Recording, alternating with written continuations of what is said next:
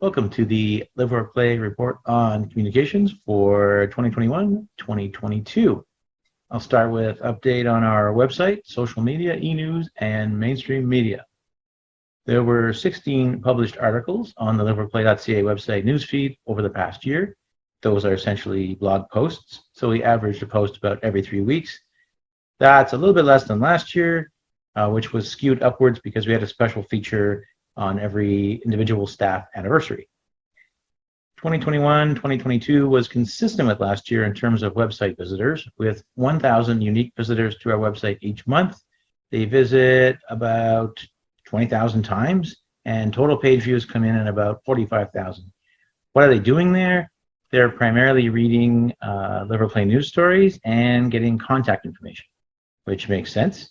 A lot of our website visitors arrive there after seeing our posts on social media. Speaking of what matters, in many ways, the content of our website is part of our social media strategy. Most people don't see our news stories first by visiting the website. They click on a link in social media and they end up on the website because they want more information. But we do also have some website visitors that are downloading important documents like our Federal Public Service Employment Case Study. They're accessing our Just Enough Support videos and transcripts, or in some cases, they're doing some serious background work about the organization. A great example of this is the work we're now doing to support the government of New Brunswick to hire and retain workers with intellectual disabilities. When investigating potential partners to assist them in that important effort, we were told that they found the LiveWorkPlay website to be a wealth of useful information, and this prompted them to have direct conversations with us and in the end organize a formal agreement for our support. Our MailChimp electronic newsletter has just under 700 subscribers to the LiveWorkPlay News, just over 300 for the family and supporters list. We posted about once every 2 months to LiveWorkPlay News, about once every month to family and supporters. That's down a bit from last year because, again, we provided a lot of COVID-19 updates. There's also a MailChimp list just for volunteers that is managed by Alex Darling, and she posts about once a month, and that list is down just under 140 subscribers, meaning pretty close to 100% of our volunteers have subscribed, which is great. We have just under 7,000 followers on Twitter, and between our original tweets, retweets, and replies, it's not unusual that we have upwards of 100 interactions a month.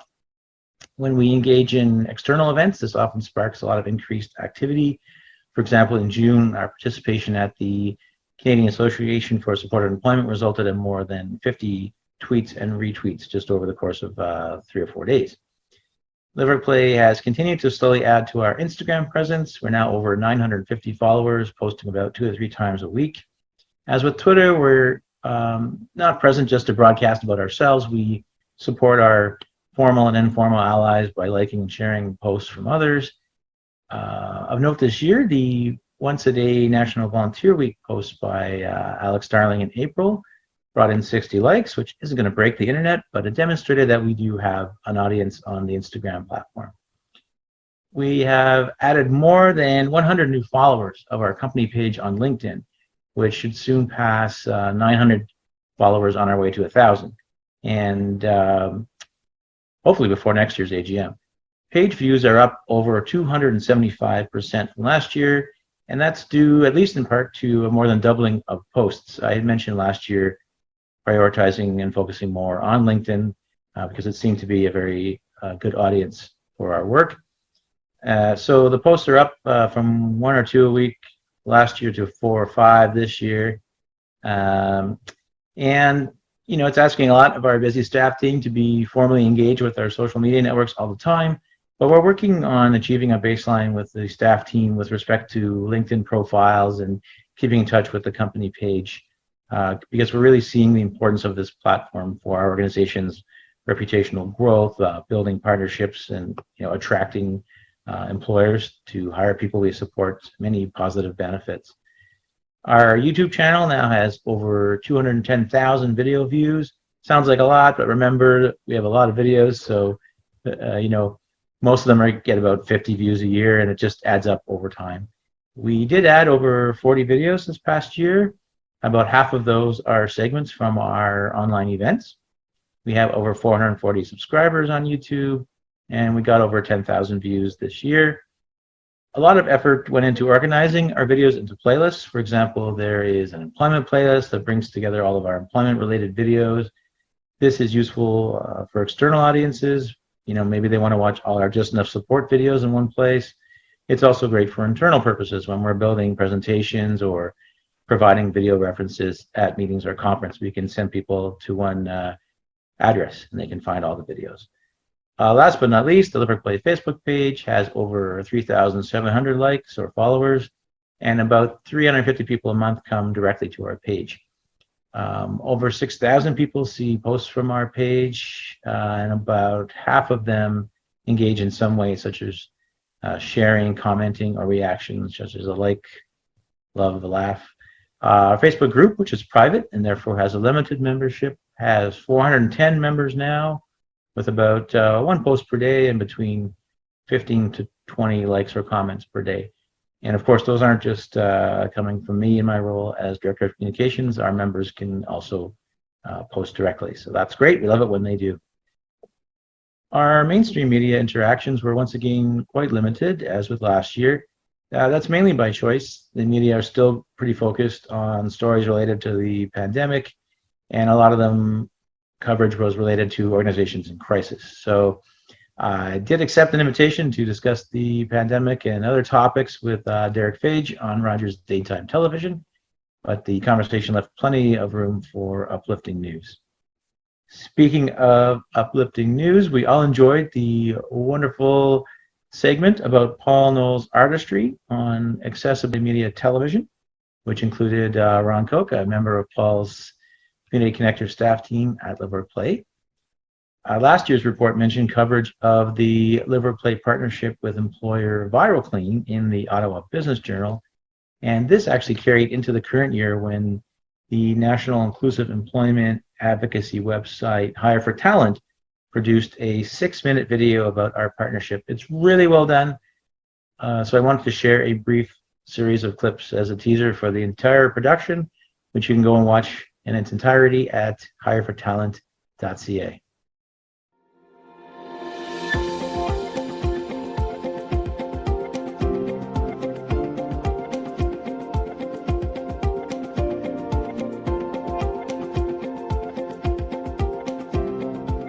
My name is Alex DeGal. I'm the CEO here at ViralClean.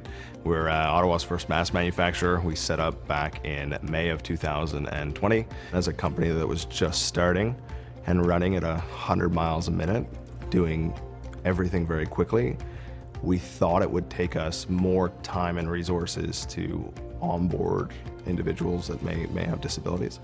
That was the biggest surprise because it was no extra work. I would say it was less work.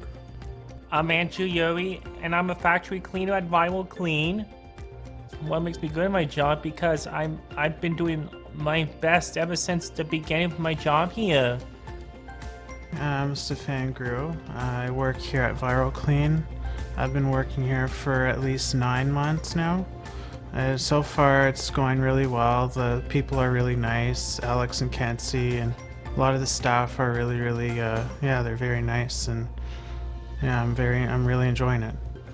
I think the biggest concern we've had consistently from employers is just they don't want to do something wrong.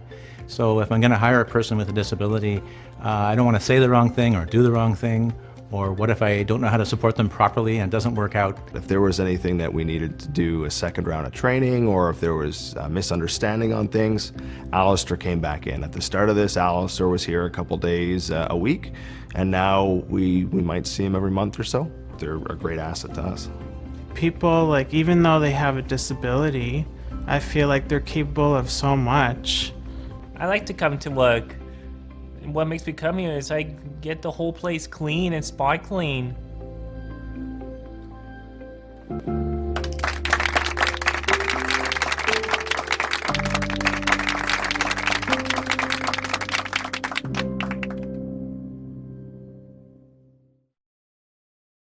A little bit about partnerships. So Community Living Ontario continues to support LiveWorkPlay and other member organizations with the Update Friday weekly e-news, and they carried numerous LiveWorkPlay stories in 2021 and 2022.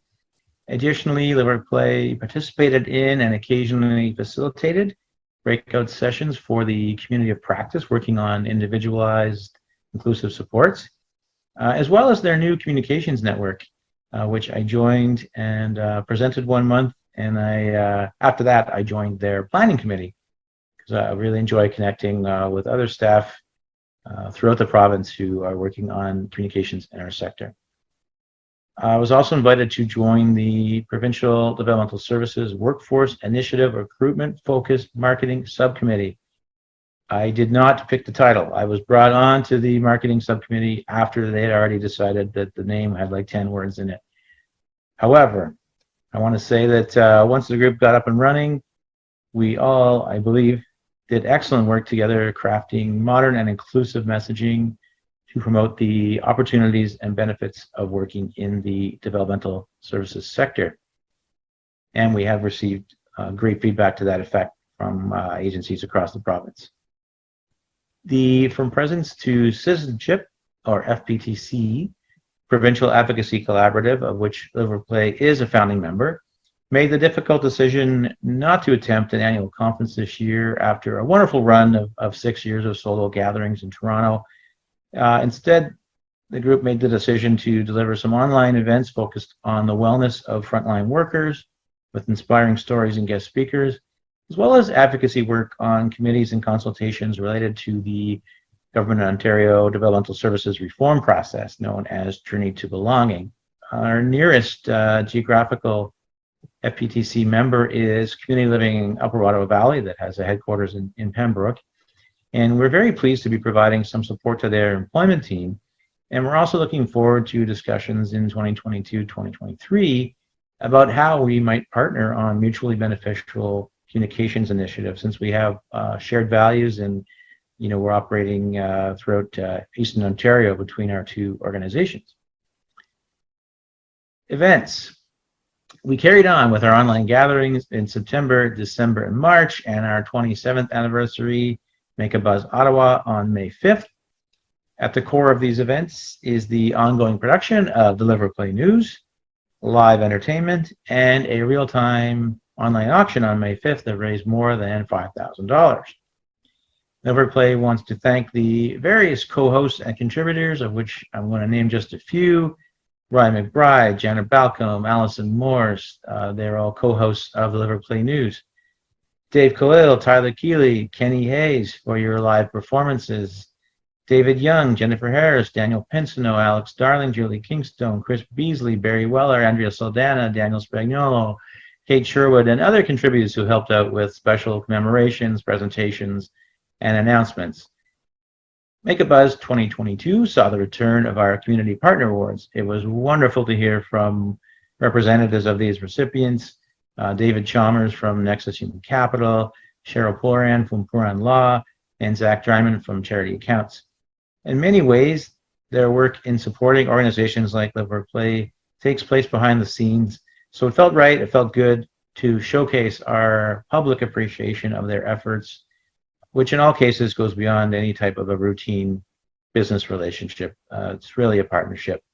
We know that they would agree with us that together we've also driven improvements that have helped and benefited other organizations and communities. I mentioned the case conference in Winnipeg from June 2022 in the social media update. That was our one and only in-person conference since way back in March 2020. And, those in-person gatherings are really important. But, we continue and expect to continue finding value in online conferences, which opens doors for different presenters and audiences when there's no cost for meals and travel. A case in point, no pun intended, at the previous case conference in September 2021, LiveWorkPlay received the Sean Wiltshire Award of Excellence in Supported Employment. And although receiving an award on a screen is an odd experience, it was also very special that our membership could tune in and watch the proceedings together instead of the experiences, just for a few staff members, as what usually happens.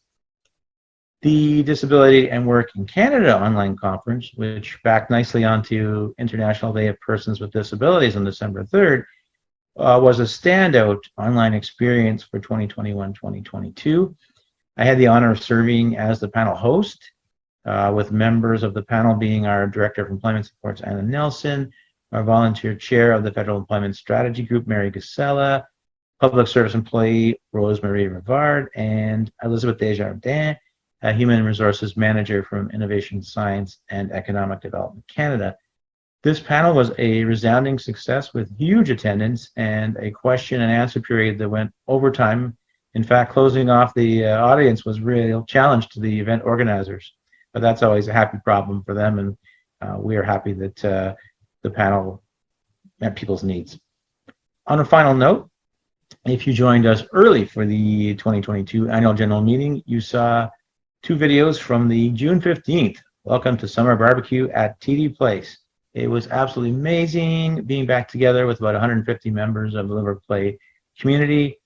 Just wanting to know that your enthusiasm for this was heard loud and clear. We'll definitely look into the possibilities for a similar event in the fall and also in the future. So thank you very much for your support of LiveWorkPlay Communications, signing up to our newsletters, posting on Facebook, sharing on Twitter. It all really makes a huge difference. It just doesn't work without the core of our membership and families supporting us. Thank you so much.